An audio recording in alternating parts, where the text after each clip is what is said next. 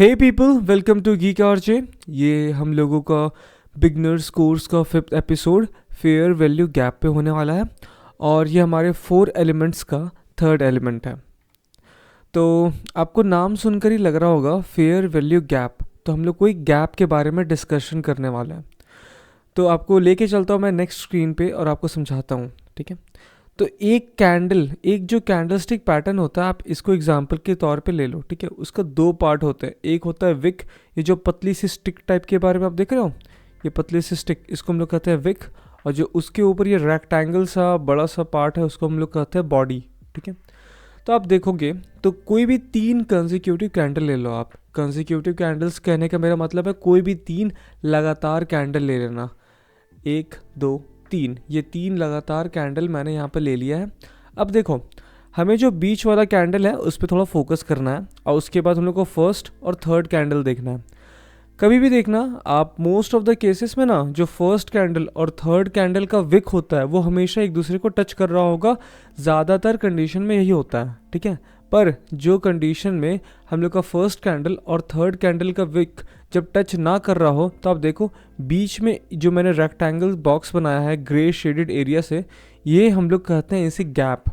जो जहाँ मैं सिंपल टर्म्स में आपको बोलूँ फिर से, तो उसे हम लोग कहेंगे फेयर वैल्यू गैप।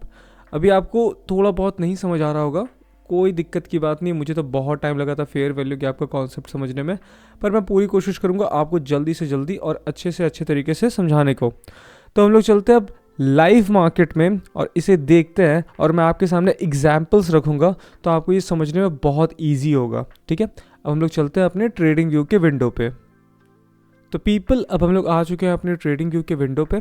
अब मैं आपके सामने लाइव मार्केट का कुछ एग्जाम्पल्स रखूँगा फेयर वैल्यू गैप से रिलेटेड, कि आप कैसे लाइव मार्केट में फेयर वैल्यू गैप स्पॉट कर रहे होंगे, और जब आप स्पॉट कर लेंगे तो उसका यूज़ कैसे होगा, ठीक है। तो मैंने आपको वीडियो के स्टार्ट में ही समझाया था कि आपको कोई भी 3 लगातार कैंडल ले लेना है, कोई भी 3 कॉन्जिक्यूटिव कैंडल्स, ठीक है। अब यहाँ से आपका काम होता है स्टार्ट। फर्स्ट कैंडल और जो थर्ड कैंडल है उसका जो आप कैंडल का विक देख रहे हो, ये जो पतली सी स्टिक वाला पार्ट है, ठीक है, ये स्टिक वाला पार्ट, मैं इसको सेट कर लेता हूँ हल्का और अच्छे से। देखो, फर्स्ट कैंडल और थर्ड कैंडल और ये पतली सी स्टिक वाली पार्ट, ये एक दूसरे को टच नहीं करनी चाहिए। जहाँ ये टच कर रहा है तो यहाँ फेयर वैल्यू गैप नहीं है।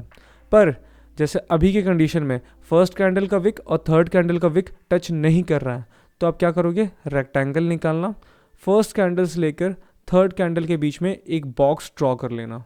अभी मैंने इसे रेड कलर का बॉक्स ड्रॉ किया है, ये रेड बॉक्स ही हम लोगों का फेयर वैल्यू गैप है। अब आपको आज मैं छोटा सा होमवर्क देता हूँ, ठीक है। आपको मार्केट में ऐसे कम से कम भी तो 10 फेयर वैल्यू गैप स्पॉट करना है और उसे मार्क करना है। आज इतना ही छोटा सा आपको काम देता हूँ। प्लीज़ अपने ट्रेडिंग को सुधारने के लिए इस जर्नी में थोड़ा आपको मेहनत करना पड़ेगा।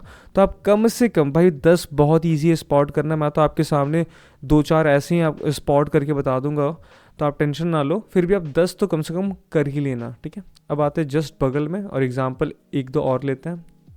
तो एक ये हो गया, मैंने आपके सामने फिर से 1 2 3 लगातार कैंडल लिए हैं। अब देखो, फर्स्ट कैंडल और थर्ड कैंडल, इसका विक यहाँ पे है, इसका विक यहाँ पे है। बीच में क्या दोनों विक टच कर रहा है?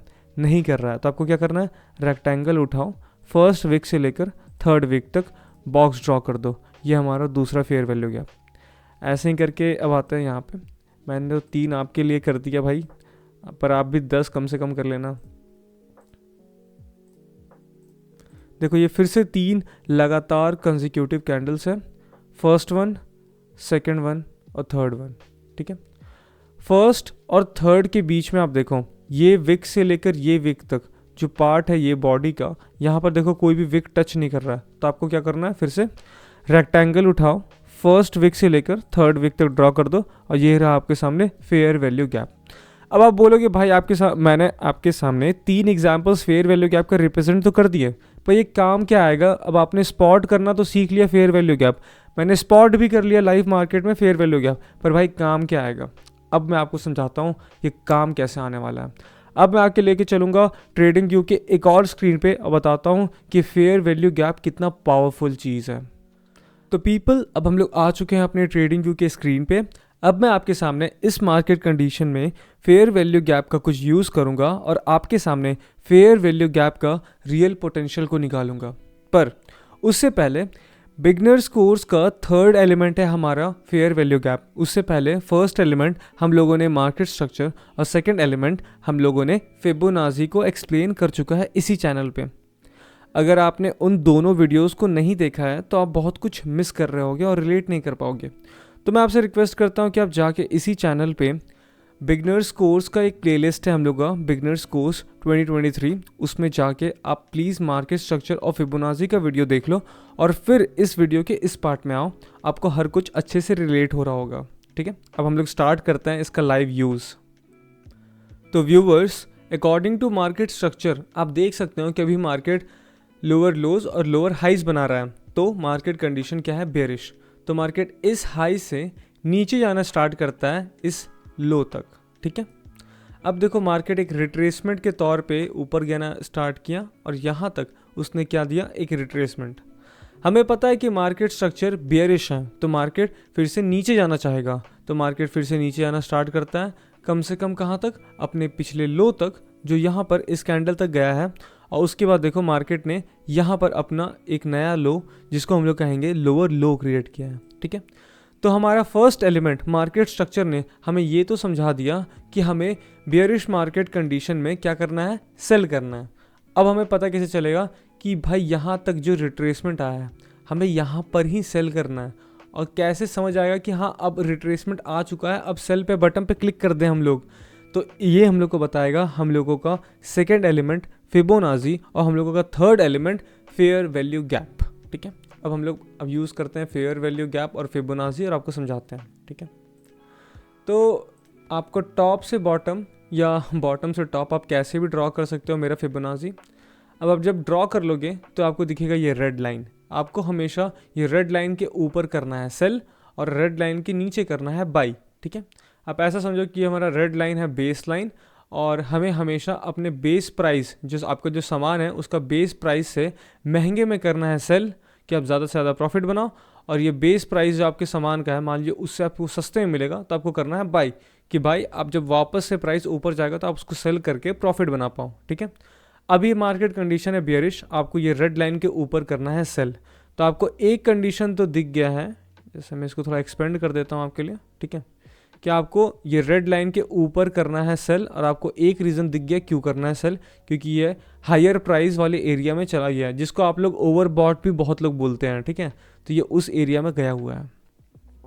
अब देखो, मैं यहाँ पर बिल्कुल चाहूँगा कि आप देख सकते होंगे, अभी तक मैंने इतना एग्जाम्पल ही आपको दे दिया होगा। अभी तक यहाँ पर 3 लगातार कैंडल बन रहा है, और फर्स्ट और थर्ड कैंडल के विक में आपको दिख रहा होगा गैप है, जो हमारा कौन सा गैप है भाई? बोलो बोलो, फेयर वैल्यू गैप। ठीक है, अब देखो ये फेयर वैल्यू गैप यहाँ पर बन रहा है। आप थोड़ा इसको एक्सपेंड कर दोगे, आपको दिखेगा कि यहीं पर आपका टॉप बना है इस रिट्रेसमेंट का, और आपको कहाँ करना है सेल? फेयर वैल्यू गैप के स्टार्टिंग पॉइंट पे भी आप कर सकते हो सेल, या फिर फेयर वैल्यू गैप के जो 50% वाला एरिया होगा वहाँ कर सकते हो सेल। जो मेरे को दिख रहा है फेयर वैल्यू गैप का 50% वाला एरिया है, वहीं पर इसका टॉप बना है। मैं एकदम टॉप पिक करने आपको नहीं बोलूँगा, आप स्टार्ट में ही सेल कर सकते हो एज अ बिगनर। अब मैं बोलूँगा स्टार्ट में ही सेल कर दो। यहाँ पे आप करेंगे सेल, पिछले हाई पे रहेगा आपका स्टॉप लॉस, और क्या एक्सपेक्ट करोगे आप? कम से कम आप अपना पिछला लो तक टेक प्रॉफिट रख सकते हो। ठीक है, तो यहाँ पर आपने बनाए 1:1.4, 100 रुपये लगा के आपको 140 रुपये का प्रॉफिट हो रहा होगा। ठीक है, अब आप बोलोगे कि 140 रुपये तो बहुत ज़्यादा प्रॉफिट नहीं है। तो देखो बिगनर्स, एज अ बिगनर्स आप स्टार्ट करो, ट्रेडिंग करो और समझो ट्रेडिंग को। इतना प्रॉफिट के पीछे मत भागना स्टार्ट में, वरना थक जाओगे ट्रेडिंग से बहुत जल्दी। ठीक है, अब थोड़ा बगल में आते हैं इसका। आपको पहले से पता है क्या है अपना मार्केट स्ट्रक्चर बेयरिश, तो आपको करना क्या है? सेल। ठीक है, फिर से फिबोनाची उठाओ, टॉप से बॉटम या बॉटम से टॉप, जो आपका मन है खींच लो। ये हमारा रेड लाइन आया, उसके बाद हमें क्या करना है बेयरिश मार्केट स्ट्रक्चर में?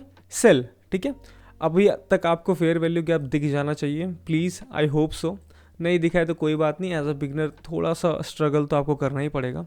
1 2 3, 3 लगातार कैंडल, फर्स्ट कैंडल का विक और थर्ड कैंडल का विक, उसके बीच में है कोई भी विक नहीं है, मतलब वो गैप है अपना, और उस गैप को हम लोग क्या बोलेंगे, फेयर वैल्यू गैप। और ये गैप को बढ़ा दो और देखो यहीं पर बना है अपना टॉप, अपना रेड बेस लाइन के ऊपर फेयर वैल्यू गैप में ही बना है। आप देखो इस मूव का टॉप, गौर से देखो भाई आप लोग। तो आप यहाँ पे देख सकते हो आपको क्या करना था, फेयर वैल्यू गैप में सेल, यहाँ से मार्केट ने दी रिट्रेसमेंट और फिर से एक मूव नीचे।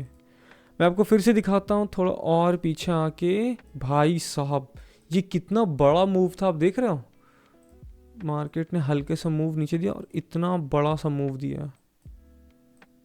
आप लोग को यहाँ करना था सेल, यहाँ रहता आपका स्टॉप लॉस और इतना बड़ा एरिया आपका प्रॉफिट होता। ये है पावर मेरे फेयर वैल्यू गैप का, और मैं आप बिल्कुल चाहूँगा कि आप फेयर वैल्यू गैप को अपनी ट्रेडिंग जर्नी में उतारो।